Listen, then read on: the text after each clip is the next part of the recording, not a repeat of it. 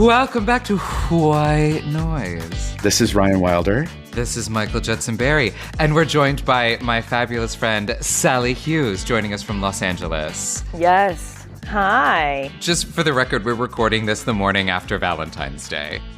It was a night for some of us. It was a late night for not necessarily Valentine's-y reasons. Playing video games and drinking wine out of a large goblet. How large? It's pretty big. It's and it has a gold snake wrapped around it. I do love a good gold snake. Yeah. I thought maybe where this was going is you were just going to say it was really just the bottle. I just drink out of the bottle. Well, it may have ended up that way, but I don't remember it by then. It was a good evening. Yeah. It began with a goblet and ended with we're not entirely sure. Yeah. So I appreciate that you've made it to us this morning. I've made it to my living room and computer. And Ryan, you're in a fun place, and I'm incredibly jealous. I am. I'm in Puerto Rico. Actually having the grand pleasure of celebrating my good friend Nalima's 50th birthday. I hope maybe she listens to this episode because happy birthday, Nalima. Although, happy birthday. Do you know what's funny is, so it was Nalima's birthday.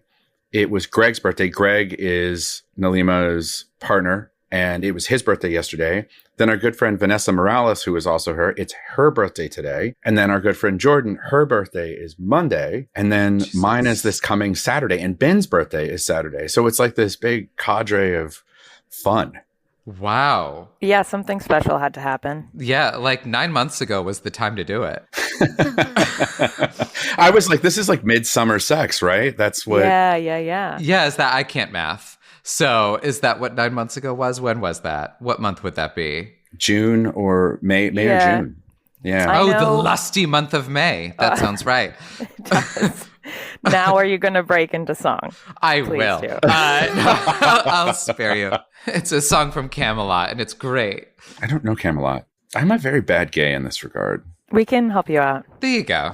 Oh, actually, this podcast has been helping him out. I've actually learned so much more. Thank you, Michael. You're so welcome. Since we've been doing this together.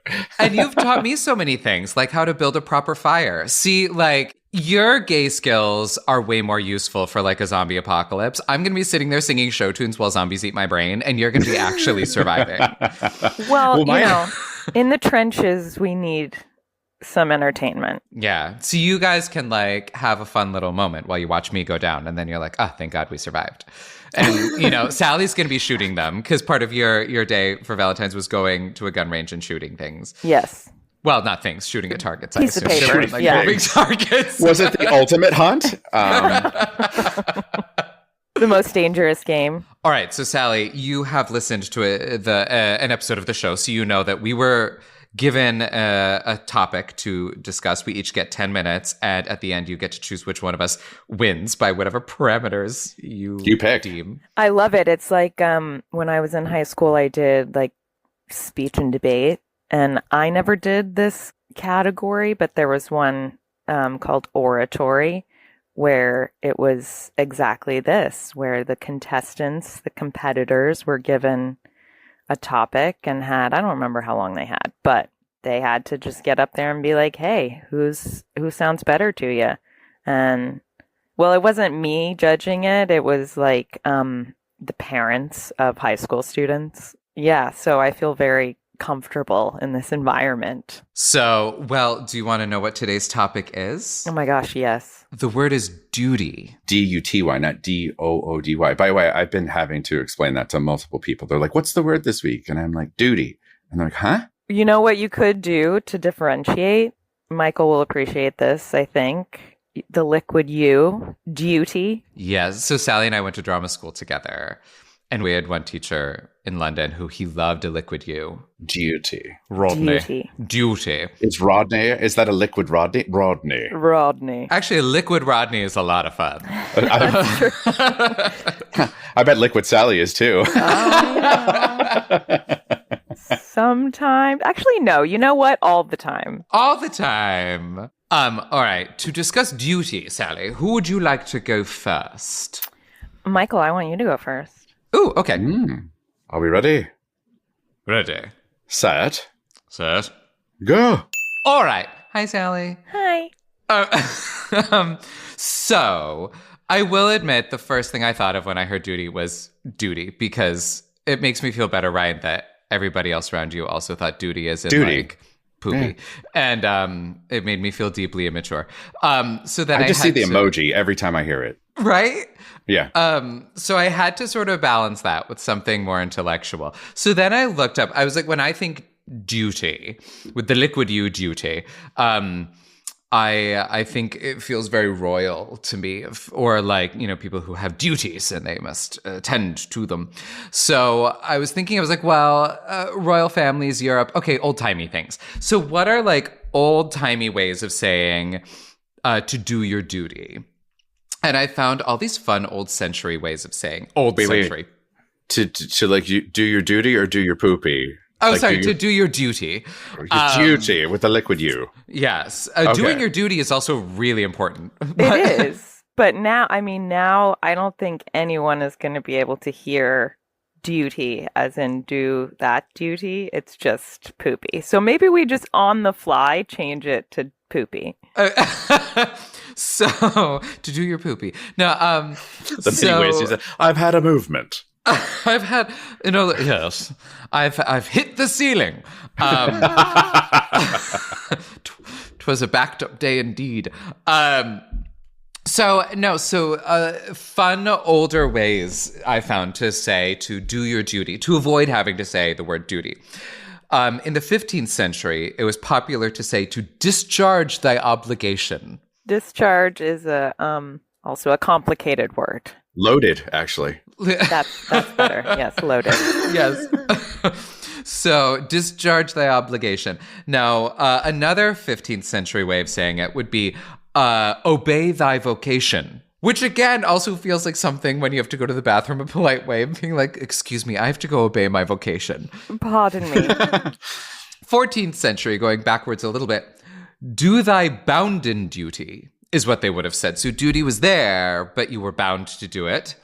13th century, fulfill thy office. Okay, that's like the cleanest one so far. I don't know. I feel like that would be a polite way of saying you want it in you. Like, oh, fulfill my Good office. call. Oh. Fulfill my office, please. Fulfill thy office. I must fulfill thy office, madam. Yeah. And it's very close to orifice. So Just in a moment, I must discharge my obligations first. fulfill my office. And then for the 12th century, attend to thy responsity. Which responsity is a word I now that I'm thinking about it, I didn't know, but responsity is a good one. I think that may be retired at this point. I think so. We've responsibility. We were like, responsity sounds too much to the point. This is English. It needs to be a little convoluted. But yeah, attend to thy responsity. And also mind thy calling, which that feels like a real bathroom one because the call of nature. Right, But I do like, excuse me, I must mind my calling. Or like, what's that calling. smell? Mind thy calling. So those are all other fun ways to say, do your duty. I do like discharge thy obligation. That's my favorite one. Ryan, if ever you have an employee who's shirking, you should be like, discharge thy obligation. Discharge the obligation now! And Sally, I thought you would like those because I know you're a big Shakespeare nerd. And I feel like some of them sound vaguely Shakespearean. They do. I feel like these would be good to put in a performance review since you brought that up. Oh, that's good. Ooh, yeah, she failed to discharge her obligation. Everyone would be like, I have no idea what she was supposed to do. It's like, that sounds vague. Your boss sounds like a jerk. Or like if they're in a meeting for too long and they're just dragging it out, you're like, excuse me, all of you just go attend to thy responsities and just see how they react. So anyway, so that was my first thought, was those fun things. But then I was like, okay, duty, where the other thing that it really made me think of was, so I'm a big audiobook nerd. I think many people who know me know this. I listen to a lot of audiobooks. And especially now that I have a longer commute for work, I take 2 trains to work now. I have like an hour commute, so I'm just tearing through audiobooks. And I'm a big sucker for mysteries and like period ones specifically. So I've gotten really into this one called the Lady Spiness series. And it's about Lady Georgiana Renach and Renach. Yeah. who's 34th in line to the throne. It's like England in the 1930s, the early 1930s. She's a young, unmarried, lady about town in London. She has no money. She's lost everything in the crash. Her family has nothing. She's an older brother who's Lord Runach, and she's great-granddaughter of Queen Victoria. And every book is her having to like solve another mystery. She's usually at a manor somewhere. And Queen Mary usually has given her some sort of secret thing that she needs her to find out. And she falls in love with this Irish peer who's also broke. And he works for the Secret Service, the roguish Darcy O'Mara. And they're just great fun. I love them. And I've listened to a lot of these audiobooks. They're really great. But one of the recurring characters who's like a kind of bad guy is Wallace Simpson, because Lady Georgiana is part of the royal family. And all of this is at the time when like King George V is still king, Queen Mary is still queen, but they're really worried because their son Prince Edward is in love with the twice divorced Wallace Simpson, who then American on top of it. And at the time of the book series, she's still married to her second husband, but they're basically estranged. And she's like openly dating the prince, and he's obsessed with her. And in the book series, clearly she's a really polarizing, I think, historical figure. Like either people like really hate her because the prince obviously ended up abdicating when he became king and marrying her. And then Queen Elizabeth's father ended up becoming king, and Queen Elizabeth, all that. So either people see it as like this great romance of this like American woman who like met the prince and he gave up the throne for his great love so that he could marry her. Or people are like, she was a frigid bitch who just wanted to become queen. We fucking hate her. So this author clearly is one of those. She's so rude. And in every book she appears and she's like so mean. She's so rude. She's just this awful character. So in my brain, I'm like, yeah, Wallace Simpson was terrible. But what they always talk about in the books, they're always just like, he's not going to really marry her, is he? And she's like, no, when the time comes, he will do his duty. And it's always about doing your duty. And she's like, duty is drilled into the royals from day one. Like, duty above all else. Yes. And Lady Georgiana firmly stands by that. And she's like, no, when the time comes, he will do his duty. Obviously, he didn't. So Lady Georgiana, she, even though she's 34th in line and has no money, she's still like rubbing elbows with... Yeah, because she's still part of like the smart set, and they don't really know that she has no money. Okay, like she sort of keeps it like a little. So I'm like, couldn't they throw her a few bucks? No, they don't, and that's always a thing. Like Queen Mary's like, go do this, and she's like, she does know that I have no money, right? Sounds like a good Protestant to me. They don't really care. It's fine. She inherits money at some point, but as they typically do. But anyway, so I was curious about Wallace Simpson. I was like, was she this terrible? So I did read a bunch about her and her story with Edward. And it's interesting. It is this kind of great love story. But the team I ended up on was that she kind of sucked.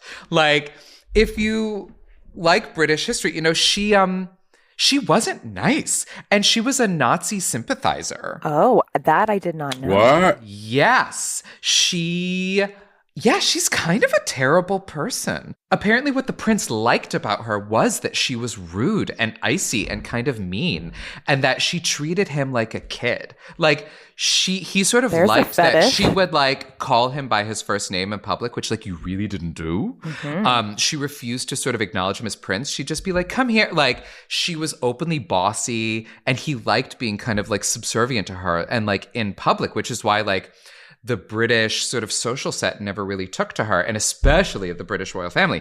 And she was really rude to the other royals. And she apparently is quoted in saying like, I want to be queen. I'm going to be queen. And she was just fiercely ambitious. And the people in her life were like, no, she was just all about ambition. And later it came out that the real love of her life was this other dude. She didn't really love the prince. Oh, no. Oh. Anyway, sorry, I could go on. It's probably boring to everybody but me. No, but I love it was that sort stuff. of good to sort of decide for myself in my head. The more I researched her, the more I was like, ooh, no, she wasn't nice. And she openly was like, they should have let Hitler do his thing. I'm pretty sure he did. Yeah, and then she was all pissy when the royals wouldn't give her a title. Well, you made him love you too much that he was just like And she said that she actually regretted it at the end because she didn't get what she wanted. Yeah. And then in the end, she was saddled with him. And it turns out she didn't really love him. But she There's was a stuck life with lesson him. in there. Yeah. I wonder if he ever confronted his mommy issues. Well, that's what I was going to say. It sounds like there's some kink in there. His family wanted very little to do with him after that. But his mom also was crazy. Like, if you look at Queen Mary, she was like a rough, old style, like Victorian style queen. So he probably did have some pretty severe mommy daddy issues. Yeah, she probably treated him pretty subserviently. So that was my scattered answer about duty. The prince did not attend to his office. He chose love. And turns out it wasn't like a real love after all. I think they like stayed together. They stayed together until they died. Yeah, you can't really stay together any longer than that. So that's true. She did her duty. She stayed with him. She also had a lot of money because of it. So, oh, really? Good girl. Oh, yeah. They were kept in a very nice lifestyle by the royal family because he was still kept as a duke. They refused to give her titles, but he was made a duke by his brother because he felt bad for him. And so he got everything that came with that, which was just like a lot of money and land. And he was given he was made the governor of the Bahamas and they got to live in Nassau, like in a palace for a long time. Oh, and she was openly racist. Openly racist. Terrible lady. She's getting so many points. Yeah, she hated living in the Bahamas because she didn't like black people. I think we've made up our minds about her. Yeah, she's terrible. So that's that. All right. Ryan. Yes. Are you ready? I guess so. All right. And a 5, a 4, a 3, a 2, a 1. I feel like you kind of set this up nicely just in terms of I looked into what the root of duty comes from and fiber. Obviously. If you've had enough. If you haven't, not so much. It's very important, people. You need enough fiber. Especially since maybe TMI, but I always take it with me when I travel because you don't know what you're going to eat. And you're your body's like, what the hell are you doing? So, yeah. Anyway, the root of duty is Latin, but ultimately it refers or comes from something being owed. And in terms of the current context, it's something being owed to a person, to a society, or a higher principle. And Michael, I feel like you touched on that across multiple fronts. And so I started to do a bit of self-reflection and where has duty been in my life? Sally, as a little bit of background. Candy, who was on with us last week, was an RA with me in college. And she came up with the word because she thought of us being on duty as RAs. And that was probably one place that I had duty. And I kind of I think I'm going to tell the full story of these crazy parents that showed up in our dormitory and lost their shit. But I was also going to share where else have I had duty in my life? And I was a Boy Scout and I got my Eagle Scout. And this is the one thing that still sits on my resume. And it's still the one thing that people will call out in an interview. They're like, oh, you're an Eagle Scout. There is something impressive, even though I don't know what that entails to become an Eagle Scout. It's impressive. It was a pretty proud moment for me. My project was pretty cool. We actually went to a Civil War cemetery close to where I live that wasn't documented. And it was at a point that the gravestones were starting to deteriorate. And I think we had just had one of those hurricanes that managed to come up the East Coast,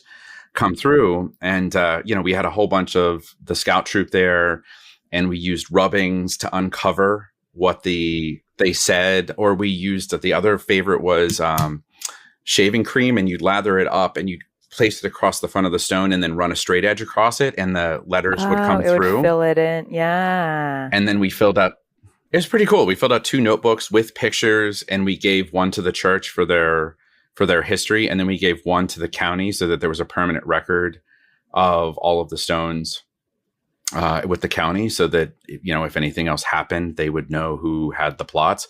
And there were a number of historical figures from the Civil War and so on and that. So it was kind of it was a cool thing. And it's it was oddly enough one of those things that I could talk about kind of early on into my career. People are oh, what's your Eagle Scout project? And you could be oh, this is what we did and designed. So maybe the first kind of it's kind of a showstopper. It's kind of if you tell someone that, it's what have I done in my life? I mean, I've never shaved a gravestone. So You I can, haven't, Michael. to my knowledge, yeah. If either one of you want to, I can arrange for this. We'll plan. Maybe next time you're down, Michael, we'll go find a graveyard and do it. There's a good one right near me with really old gravestones, which now I that I'm like that watching The graveyard. Sopranos, I know that they filmed there, and it's now very exciting. Oh, that's the graveyard where you can rent the goats, right, for the summer. Mm-hmm. Like you donate, and depending on how much very weird. you donate, you fund everything from like a typical goat all the way up to what are the fancy goats with the really fancy hair that they make sweaters and stuff out of? Alpaca? Maybe it's like alpaca. No, those aren't Isn't goats. that a llama? Something. I forget. No, I think the alpaca is the animal.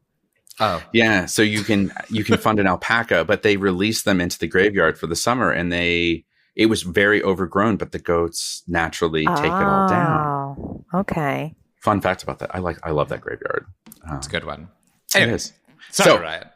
And so with that, if you'd like, I'll tell you the full story of what happened that very early morning down in Blacksburg, Virginia as an RA. Okay. I had such a big crush on my freshman year RA. Oh my God. I don't remember his name now, but I think it was Ben. Actually, I had a huge crush on my freshman year RA, and I was in the same suite with him. He had the room on the other side of the suite, and he'd come out shirtless all the time. And like, I wasn't fully cognizant of my state of affairs. And I just remember being like, God, I want to keep looking at you. Oh, he was an integral part of your coming out process. Yeah. I wish I'd leaned into it more. I don't think he would have liked me to lean into him, but that being said, who knows? For the best. Who knows? If he's a listener, reach out. It's never too late. So this was a Sunday morning. And so my mom, my dad, my sister, aunts and uncles all went to Virginia Tech. So everyone was a fan of Virginia Tech football. And my mom wanted to come to a game, and it was hard to get a hotel room around the time. So I had my own room as an RA, and my mom brought a blow up mattress, and post the game just had the blow up mattress in the far part of my room. And she stayed with me. And what was interesting about this is like, she wakes up and she's like, Ryan, I think something's going on. And I'm like, holy shit, we can hear this like banging. Right. So like I get up and I can't really tell where it is, but the building was like an L shape. Okay. And my room was like over here, and the incident was happening over on this side of the building, like 2 floors up. So that's how like violent the noise was. So I start to dart upstairs, and I'm finding, and I can hear a woman losing her absolute shit. And I come around the corner, and it's a mom and a dad. Mom is losing it. The daughter she clearly has some form of OCD. She had like white gloves on her hands, and she had, I don't know, I guess she had needs is probably the best way of putting it. But her roommate was definitely sleeping with men in her room. And like, I doubt they listen, or it doesn't matter. But like, this couple that were fucking were the most curmudgeonly troll-like couple you could imagine. Like, it was just like, you know how you see some people sometimes that have sex, and you're like there's no way to picture it. You're just like, ew. Yeah. So no. So they're kind of like standing there. This mother is going nuts. The daughter is mortified because her parents have appeared. And I walk in, and I'm with 2 other RAs, and she starts going off on me and is like, you've got to fix this.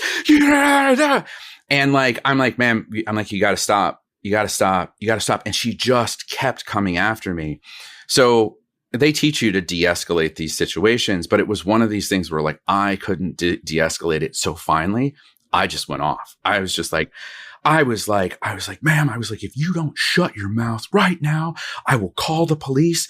I will get you escorted out of here. As a matter of fact, you need to leave now. This isn't your home. Get out of our home. And like all of a sudden it went from like this down to this. Yeah. Right. You brought it to 1. It brought it back down, and like it wrangled it in. And I ultimately ushered her out of the suite. And I think I ushered them back down to like this like shared space area where they could have their own space. Without the fucking trolls. Without the trolls. Listen, And- trolls have needs too. And the poor girl, the parents were like, the daughter was just like, she's like, I'm so sorry. I'm so embarrassed. And I was like, just stop. It's okay. Kind of fast forwarding, we get to the other side of the situation. The parents that day ended up packing up her crap and moving her out. And we started to get the full picture of what had been taking place. So outside of the fact that they were sleeping in the room and having sex in the room, I think while this young woman was present, which is not technically, it is emphatically sexual harassment. Yeah. So that was happening. They were also, so we lived in a suite configuration. They were having sex on the suite sofas and chairs, and they were keeping a whiteboard recording when they had sex and the voluminous nature of his secretions. Ooh. His discharge of office or whatever. Yes, his discharge of office was, and you could see it was there. We took a fucking picture of it, and like there was a degree of like, how do we not find out about this sooner? But they obviously went to like a disciplinary board for this whole thing. But I was so angry about that. Well, first of all, they woke me up out of a dead sleep on a Sunday morning, and the whole shit show that this thing was. I ensured that. I'll finish quickly. Go for it. Go for it. I ensured that the parents of the two trolls got a cleaning bill that very clearly said cleaning for the cleanup of semen. Oh my God. So I'm just picturing every one of those movies where somebody goes into a hotel room with like a black light and it just looks like a Pollock painting. Oh my God. You know, that's what, could you imagine a black light in that dorm room? Especially if he was a guy of impressive, Discharge of office. Discharge of yeah. office. If his office was extremely well discharged. I believe they call that a shooter. I mean, if his if he attended to his responsity in a grand manner. His responsity. But yeah, that was that story. And by the way, I ended up getting disciplined lightly. What? For the yelling at the mother. details of the cleaning bill, or they investigated me for yelling at the parents, right? And it turns out I was fortunate. I had the two other RAs there who basically said, had Ryan not chosen to get aggressive and get back in their face, it would have continued to escalate. So I got this like conversation where they were like, you know, that's not, I forget what he said to me.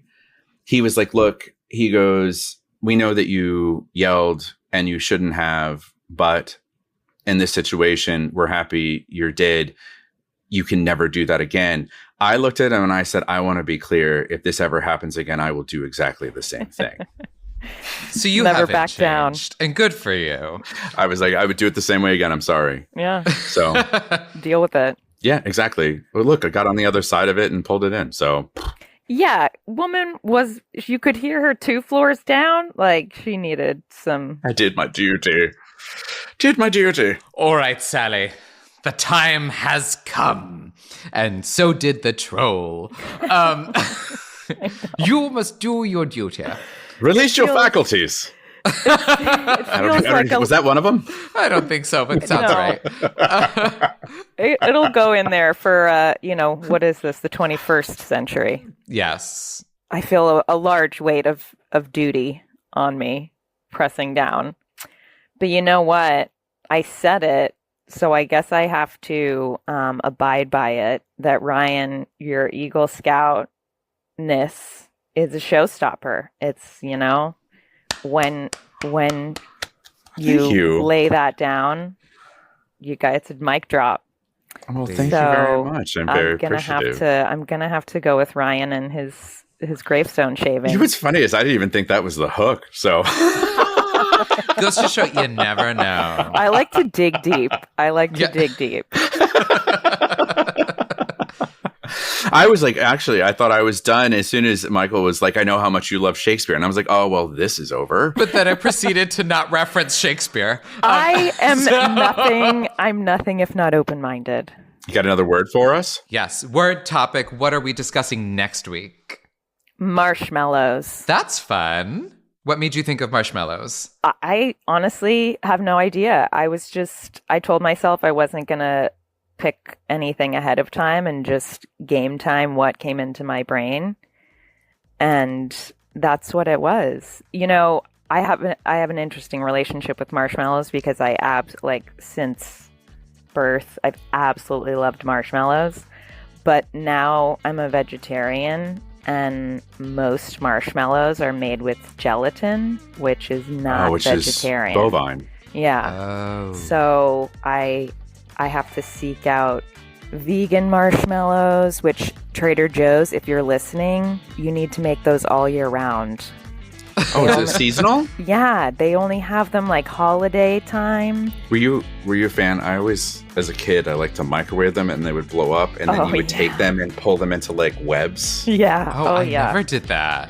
There's so much. And then you eat the hard like candy. Yeah. Yeah. Oh man. All right. Well, Sally, thank you so much. Yeah, thank you for joining us, for doing your duty. Yes. Your duty. Well, thank you so much. And I'm excited for marshmallows next week. I'm excited too.